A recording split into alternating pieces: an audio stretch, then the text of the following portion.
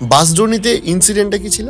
বাসজনিতে যে ইনসিডেন্ট ছিল সেটা কিন্তু শুধু স্পিরিটকে ঘিরে নয়। তো রাত্রিবেলা হলে প্রচুর বাসনপত্র পড়ে যাওয়া থেকে শুরু করে আমরা যখন নাকি গৃহপ্রবেশ করেছি, গৃহপ্রবেশের পরে থেকেই ওর বাড়িতে সমস্যা শুরু হয়ে গেছে। এই যে আমরা শুনি ডাকিনী বিদ্যা, হুম। এই ডাকিনী বিদ্যা ব্যাপারটা কি? ডাকিনী বিদ্যাকে বলা হয় এক প্রকার ইন্দ্রজাল। ডাকিনী বিদ্যাটা অ্যাকচুয়াল অ্যাপ্লাই করা হয় কিন্তু নেগেটিভের জন্য বেশি। মহিলাদের মধ্যে ভীষণভাবে এই চর্চাটার এখন চর্চাটা ভীষণভাবে বেড়ে গেছে। এমনও হয় যে সাধনা করতে করতে কিন্তু সেই ডাকিনীর হাতে কিন্তু তার মৃত্যুটাও সেই আসনেই ঘটে।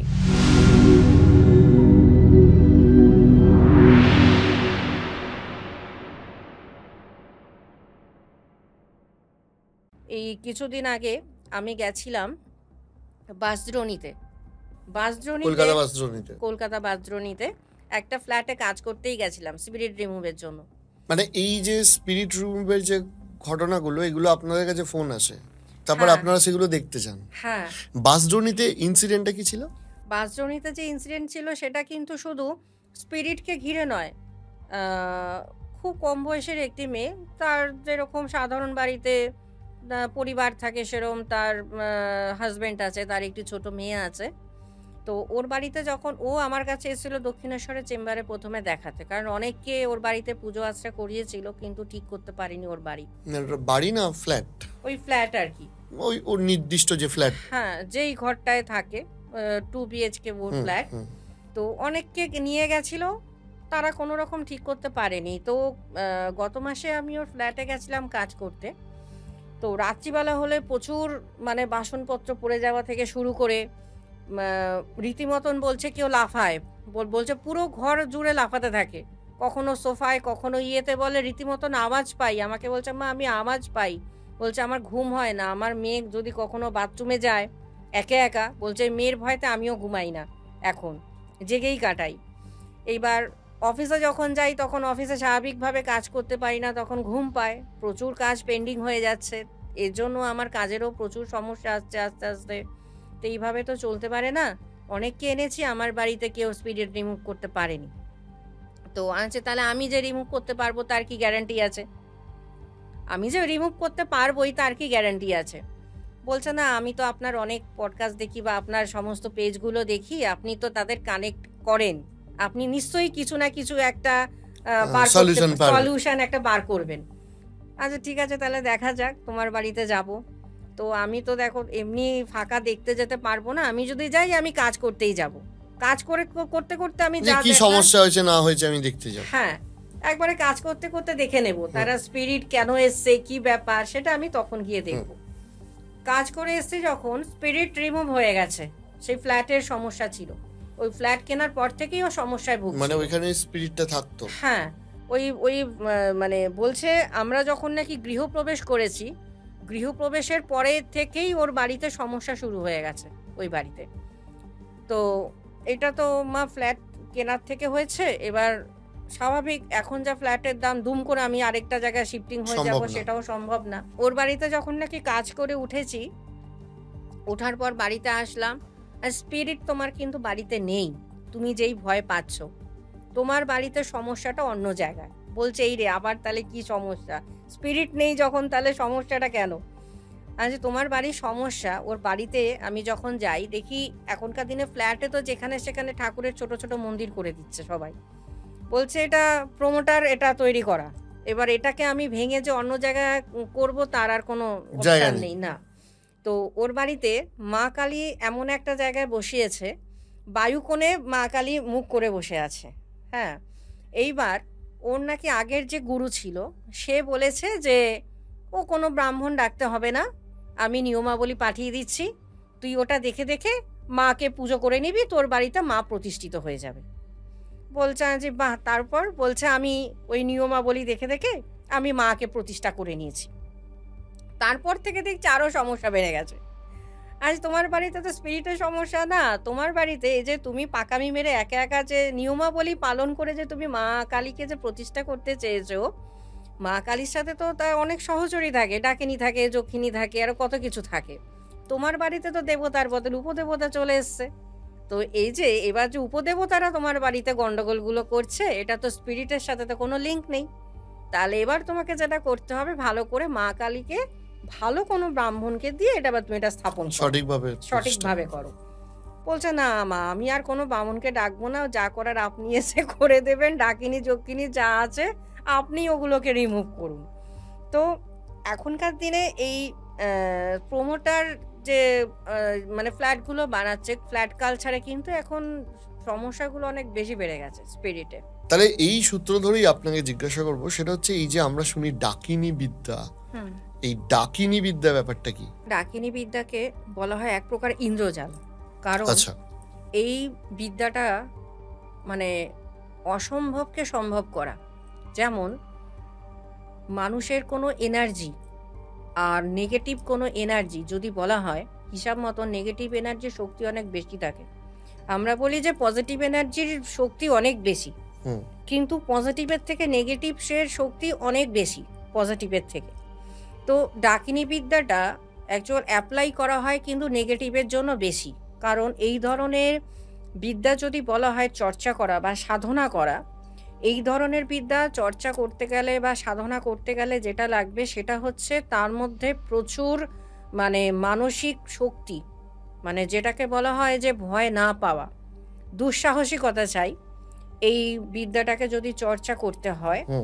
আর ডাকিনী বিদ্যা হচ্ছে ডাকিনী থেকে বলা হয় ডাইনি, ডাকিনী থেকে এসছে ডাইনি।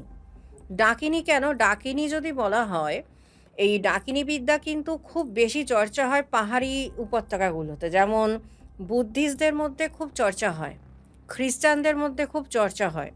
আবার ভারতবর্ষের অনেক জায়গায় আছে যে আদিবাসী সম্প্রদায়ের মধ্যে এগুলো বেশি চর্চা হচ্ছে আজকাল। মানে অন্যান্য ধর্মেতেও এই ব্ল্যাক ম্যাজিকটা ইউজ করা হয়। ডাকিনী বিদ্যাটা সব ধর্মের মধ্যে এখন ছড়িয়ে পড়েছে। ইদানিং ডাকিনী বিদ্যার অ্যাপ্লাই ভীষণভাবে হচ্ছে। কারণ এমন একটা ইন্দ্রজাল যেটা দিয়ে মানুষকে সম্মোহন করা যায়, যেটা দিয়ে মানুষকে মারা যায়, যেটা দিয়ে মানুষকে ওখান থেকে উৎখাট করা যায়, ডাকিনী বিদ্যা দিয়ে সমস্ত রকম যা যা সৎকর্ম আছে সমস্ত কিছু খুব ভালোভাবে অ্যাপ্লাই করা যায়। কিন্তু এবার ডাকিনী বিদ্যাটা কিন্তু আবার অনেকে চর্চা করে পজিটিভ এনার্জির জন্য। যেমন বুদ্ধিস্টদের মধ্যে অনেকে আছে বজ্র ডাকিনীর চর্চা করে, সেটা চর্চা করে তার জ্ঞানের জন্য, জ্ঞানকে বাড়ানোর জন্য। আবার কেউ চর্চা করে ডাকিনী বিদ্যাকে, মানে সে নিজেকে তখন বলে আমি ডাইনি, কারণ এগুলো মহিলাদের মধ্যে বেশি দেখা যায়। পাহাড়ি এলাকায় হোক কি আদিবাসীদের মধ্যে হোক, মহিলাদের মধ্যে ভীষণভাবে এই চর্চাটার এখন মানে চর্চাটা ভীষণভাবে বেড়ে গেছে। এই চর্চায় এমনও দেখা গেছে হয়তো সে বিবাহিত বা অবিবাহিত কোনো মহিলা রাত্রিবেলায় তার হাজবেন্ড পাশে ঘুমোচ্ছে, অথবা কোনো যুবতী মেয়ে তার পাশে মা বাবা যেই হোক কেউ ঘুমোচ্ছে, তারা নিঃশব্দে বুঝতে পারবে না যে কখন সে ঘর থেকে বেরিয়ে যাবে। কারণ ডাকিনী বিদ্যায় কি হয়, সম্মোহন ক্রিয়া আগে অ্যাপ্লাই। কোনো ব্যক্তিকে আমার ভালো লেগেছে বা কোনো মহিলাকে আমি এই বিদ্যার সঙ্গে আমি যোগাযোগ স্থাপন করব, তখন কি হবে, এই ডাকিনী বিদ্যা দিয়ে আমি তাকে কিন্তু কন্টাক্টে আনবো, সম্মোহন করব আগে। কারণ ও কিন্তু অজ্ঞান অবস্থায় ওর ঘর থেকে উঠে বেরিয়ে আসবে। আর এই বিদ্যাটা এমন একটা জায়গায় গিয়ে জড়ো হবে, বিশেষ করে চতুর্দশী তিথি, অমাবস্যা তিথি, এই তিথিগুলোতে ডাকিনী বিদ্যার প্রয়োগ ভীষণভাবে হয়। আর অ্যাপ্লাইটা ইন্দ্রজাল বিস্তার, আমি হয়তো মনে করলাম যে কাউকে সম্মোহন করব বা মারণ ক্রিয়া করব, তাহলে আমি ওই চতুর্দশী বা অমাবস্যা তিথিতে যদি আমি মনে করব যে আমি কাউকে এটা আমি মারণ ক্রিয়ার জন্য এটাকে আমি ব্যবহার করব, তাহলে কিন্তু খুব চটপট সেটাকে কাজে লাগানো যাবে। কারণ ডাকিনী বিদ্যাতে কিছু কিছু জিনিস উপকরণ কাজে লাগে যেগুলো এটা বলা উচিত না, কিন্তু তবুও কিছুটা এটাকে আমি সংক্ষিপ্তভাবেই বলবো আজকে। ডাকিনী বিদ্যা বিশেষ করে অনেকে অ্যাপ্লাই করে যারা নিজেদেরকে ডাইনি বলছে। সেই জিনিসগুলোতে লাগে কি, কোনো শিয়ালের রক্ত, তার সাথে সাথে এই যে আর আমাদের হিন্দু চর্চাও আছে, হিন্দু চর্চাতেও কিন্তু ডাকিনী বিদ্যা অভ্যাস হয়। আমাদের এই হিন্দু চর্চায় যে ডাকিনী বিদ্যাটাকে যে চর্চা হচ্ছে, সেখানে কি লাগবে, সেখানে যে খপ্পর বলা হয়, যে মাথার খুলি, সেই খুলিটাকে কিন্তু প্রথমে স্টার করতে হয়, স্টারের মধ্যে সেই খুলিকে স্থাপন করতে হয়। স্থাপন করে সেখানে যে কোনো বলি বা সেখানে পশু বলিও হতে পারে, ছাগ বলি হতে পারে, ছাগ বলিটাই বেশি দেওয়া হয়। সেই যে রক্ত, সেই রক্তটাকে দিয়ে খুলিটাকে পুরো স্নান করানো হয়। আর যে স্টারের ওপর বসানো হচ্ছে সেই স্টারটাকে পুজোর মাধ্যমে অ্যাক্টিভ করে দেওয়া হয়। এবার ওই যে খুলিটা সেটা কিন্তু শয়তানে পরিণত হলো। এবার সেখান থেকে ওইগুলোকে মানে স্পিরিট ডাকা থেকে শুরু করে বা মনে হলো যে আমি কোনো সৎকর্ম ক্রিয়া করব, আমি তখন যে কোনো স্পিরিটকে ডেকে ওই যে শয়তানকে আমি যে কাজে লাগাচ্ছি ওই যে স্কাল্পের মধ্যে আমি পুট করব। সেখান থেকে সেই স্পিরিটকে কাজে লাগিয়ে কিন্তু আমি মারণ ক্রিয়া বা আমি বশীকরণ ক্রিয়া, আমি যেটাই বা সম্মোহন করা কাউকে, আমি তখন ওটাকে কাজে লাগাবো। এইটা হচ্ছে আমাদের হিন্দু চর্চার মধ্যে, মানে হিন্দু তন্ত্রর মধ্যে এটা রয়েছে। এরকমই ঠিক বুদ্ধদের মধ্যেও কিন্তু এই ডাকিনী বিদ্যাটা চর্চা হয়। এবার ডাকিনী এই তো যেমন আমাদের দশমহাবিদ্যার মা কালী, মা তারা, আমাদের মা ছিন্নমস্তা, এদের কিন্তু প্রত্যেকেরই কিন্তু সহচরী কিন্তু ডাকিনী। তো এই ডাকিনী বিদ্যা, এনারা হচ্ছে দেবী। ডাকিনী এখানে দেখাচ্ছে উপদেবী হিসাবে, কিন্তু এই যে উপদেবী, এর চরিত্রটা হচ্ছে অত্যন্ত আক্রমণাত্মক ভীষণভাবে, মানে খুব হিংস্র। মানে কীরকম, এই বিদ্যাটা চর্চার সময় যদি সাধক নিজের মতন করে জিনিসটাকে না আয়ত্ত করতে পারে, এমনও হয় যে সাধনা করতে করতে কিন্তু সেই ডাকিনীর হাতে কিন্তু তার মৃত্যুটাও সেই আসনেই ঘটে। কারণ আচ্ছা, ডাকিনী যখন নাকি ডাকা হবে, আমি একটা কিছু নিয়ে ৪৫ দিনে সাধনা করছি। এইবার ৪৫ দিন সাধনা করছি, সেটা ওটা তো আমার সাধনার মধ্যে পড়ছে। যে কোনো সাধনা ২১ দিন থেকে ৪৫ দিনের মতন সময় লেগে যায়।